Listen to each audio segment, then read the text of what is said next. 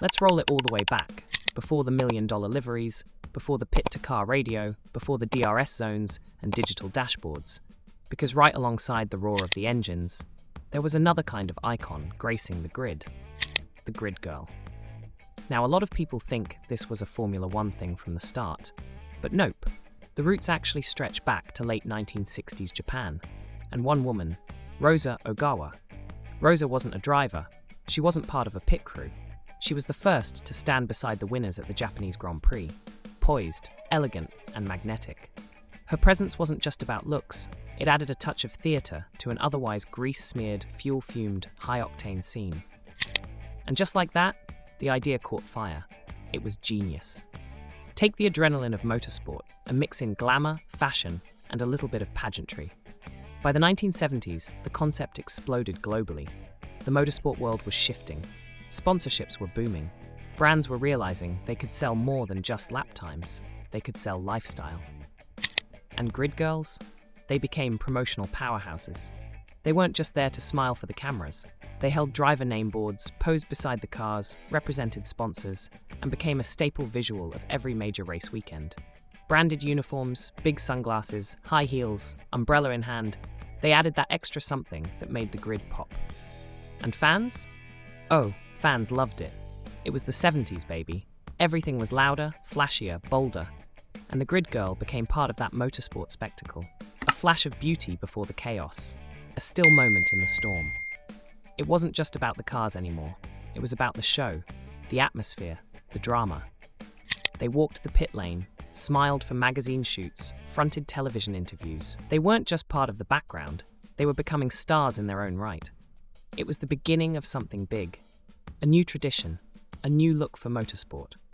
And whether you loved it or questioned it, one thing was certain. Grid girls were here. And they were impossible to ignore.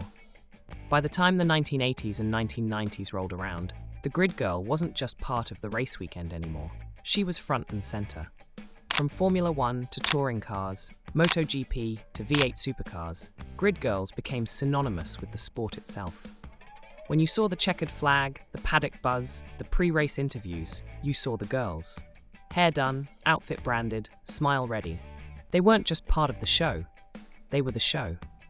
And this wasn't just pit lane window dressing. Grid girls were in TV commercials, motorsport calendars, front pages of motorsport magazines, and promo posters plastered across garages and bedroom walls. They brought vibe, color, and energy to what could otherwise be a cold, mechanical environment. They weren't just creating eye candy, they were creating atmosphere. That tension before the lights went out, that adrenaline on the start line, the grid girls made it feel like an event. And as their visibility grew, so did their reach. Some of them used the grid as a launchpad. Take Katie Price, for example. She started as a grid girl and catapulted into full-blown media fame. TV appearances, magazine shoots, the works. Then there's Nell McAndrew, another race day regular who went on to become a fitness icon and national celeb. Gemma Atkinson? Same story. Started at the track, ended up on TV screens across the UK. They weren't just models in the background. They were building brands, capturing headlines, and building followings way beyond the track. And here's the thing, they didn't just represent a team or a product. They became symbols of motorsport culture. A mix of beauty, professionalism, confidence, and charisma. They embodied the glamorous side of racing.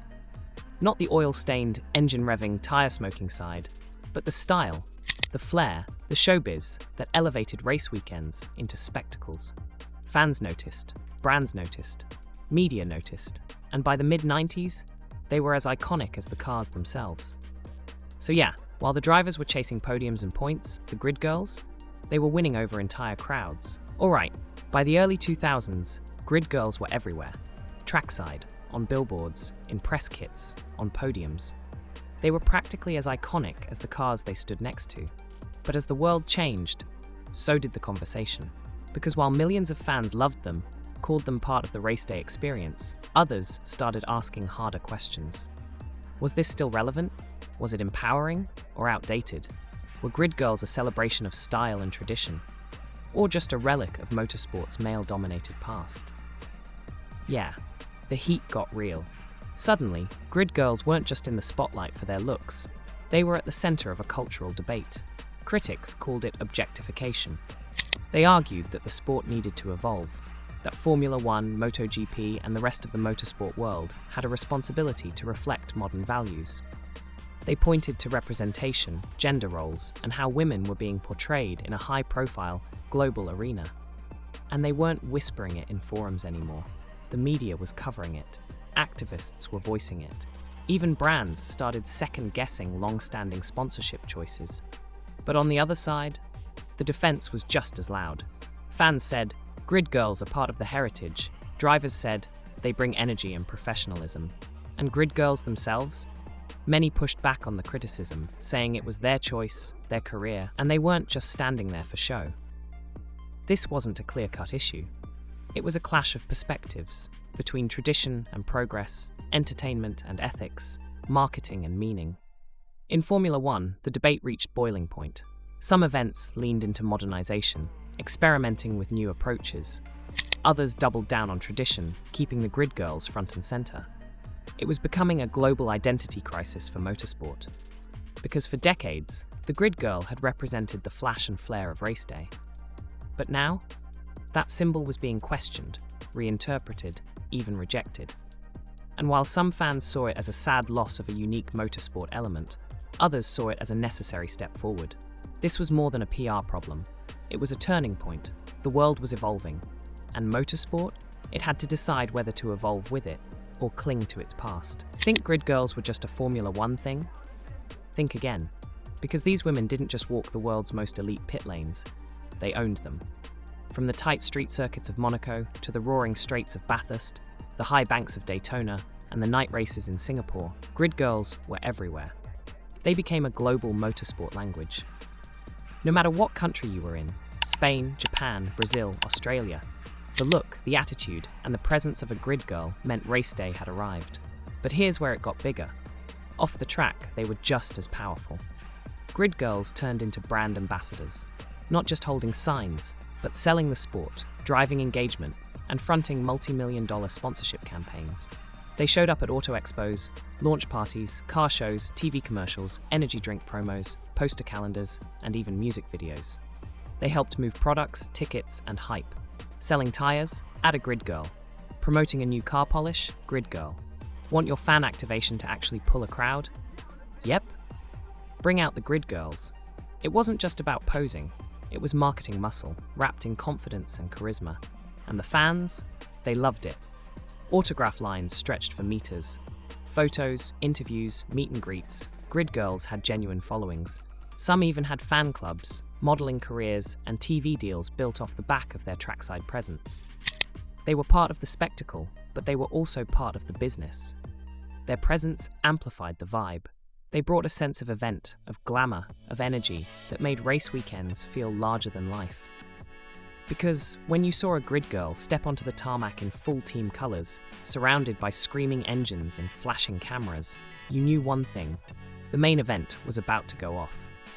2018, the year the grid got a little quieter. That's when Formula One officially dropped the bombshell. The grid girl tradition was over. The official statement? It was at odds with modern-day societal norms. And just like that, a decades-long pillar of race day disappeared from the tarmac. The reaction? Mixed, to say the least. Some hailed it as a progressive step, a sign that motorsport was evolving, modernizing, becoming more inclusive. Others, they saw it as a loss, a gut punch to tradition, to fans, drivers, and grid girls themselves who felt it stripped away a piece of the sport's identity. Because whether you supported the move or not, one thing was clear. This wasn't just about the outfits or photo ops. This was a cultural shift, a signal that everything in sport was up for re-evaluation. F1 wasn't alone. Other series quickly followed. MotoGP, World Endurance Championship, DTM, even Aussie supercars started winding down their use of grid girls. One by one, the pit lanes got a little less glamorous and a little more corporate. But motorsport didn't leave the grid empty. In their place came something new: grid kids. Instead of models representing teams, young fans, junior karters, future drivers, passionate kids were brought onto the grid, standing alongside their racing heroes before the lights went out. The idea? Inspire the next generation. Shift the focus from fashion to future. from tradition to transformation. The new mission was clear: make racing more family-friendly, more inclusive, more forward-thinking. But still, for a lot of fans, something felt missing. The Grid Girls weren't just part of the marketing plan, they were part of the memory. Part of what made a Grand Prix weekend feel electric. Part of the sensory overload. Sights, sounds, engines, and yes, the glamour. For some, it was a necessary step. For others, it was an end of an era. Because while the engines kept roaring and the checkered flags kept flying, the energy of the grid had changed. Forever. So here we are. The era of the Grid Girl? Yeah, it's over. But let's be clear. Her impact? Undeniable. For decades, Grid Girls stood proudly on starting lines all over the world, bringing with them glamour, excitement, and that unmistakable buzz that told you race day had arrived. They weren't just part of the scene, they were part of the culture. Part of what made motorsport feel big, bold, and full of spectacle. From the golden age of Formula One to the roaring pit lanes of Bathurst and beyond, Grid Girls added a spark that couldn't be measured on a stopwatch. They were more than just models. They were ambassadors, icons, and for some fans, as memorable as the cars themselves. And while the sport has shifted gears, welcoming in a new era of youth, diversity, and modern values, that doesn't mean we forget what came before. Because motorsport, it's always been about evolution. But it's also about honoring the ride. Every burnout, every podium, every piece of pageantry, it all forms the tapestry that makes this world so thrilling to be part of. And tucked into that tapestry, between the legends, the liveries, the lap records, is the legacy of the Grid Girls. They stood there in the heat, in the rain, in the spotlight, always polished, always professional, always ready. So yeah, the grid's different now. But that doesn't erase the decades where Grid Girls were part of what made racing weekends feel electric. They were a vibe, a symbol, a chapter in the high-octane book of motorsport. And no matter where the sport goes next, there'll always be fans who remember them, smile and say, that was part of the show. The pretty, smiling, alluring Grid Girl. She is gone. But let's not pretend it didn't matter, because what Grid Girls brought to motorsport was real. Glamour, excitement, that electric energy on race day. They were the spark between the silence and the scream of the engines, a unique charm that gave motorsport something extra, something unforgettable. You can flick through old race programs, posters, or early 2000s promo videos, and boom, there they are, holding the team sign, standing beside world champions, flashing a confident grin to the camera. They weren't just there to decorate the grid, they were part of the grid. For decades, they stood proudly at the edge of the action, in the heat, the rain, and the spotlight, bringing poise, personality, and a touch of showbiz to the most hardcore, fuel-burning spectacle on Earth. And now, as the sport moves forward, with new priorities, fresh perspectives, and a sharper focus on inclusivity and future talent, it's important we don't forget where we've been. Motorsport isn't just engines and lap times, it's culture, it's memory, it's people. And the Grid Girl, she's part of that history, part of the tapestry, a thread woven into the golden age of racing.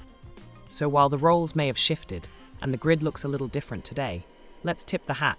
Let's show respect, because the legacy of the Grid Girl still echoes through the paddock, through the fans, and through every moment where racing felt just a little more glamorous. They were icons, they were history, they were part of the show, and they always will be. We are growing True Blue Talk. We aim to deliver entertaining material, from our point of view, of course. So, if we're ticking that box, tick ours with a like and subscribe, and any comments you would like us to cover or share.